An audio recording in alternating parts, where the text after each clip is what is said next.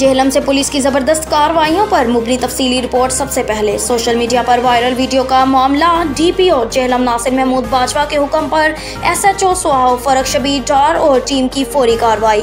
नौजवान पर तशद्दुद करने वाले 3 मुल्जिमान गिरफ्तार। तफसीलात के मुताबिक सोहाव पुलिस ने कार्रवाई करते हुए मुल्जिमान साकिब, इस्माइल और सुलेमान को गिरफ्तार कर लिया। मुल्जिमान ने मेरे भांजे को अगवा किया और रस्सियों से बांध कर तशद्दुद का निशाना बनाया और वीडियो बनाई। मुद्दई मुकदमा डीपीओ जेहलम ने वाक़ये का फौरी नोटिस लेते हुए मुलव्विस मुल्जिमान के खिलाफ मुकदमा दर्ज करके मुल्जिमान की फौरी गिरफ्तारी का हुक्म दिया था। सोहाव पुलिस ने फौरी कार्रवाई करते हुए मुल्जिमान को गिरफ्तार कर लिया। मुल्जिमान से मजीद तफ्तीश जारी है।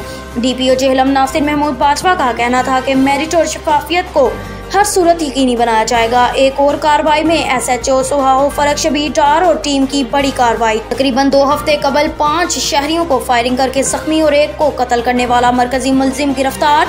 तफसीलात के मुताबिक मुल्जिम की शनाख्त अब्दुल अजीज के नाम से हुई है। मुल्जिम अब्दुल अजीज ने तकरीबन 2 हफ्ते कबल फायरिंग करके एक ही खानदान के 5 अफराद को जख्मी और एक शहरी को कत्ल कर दिया था।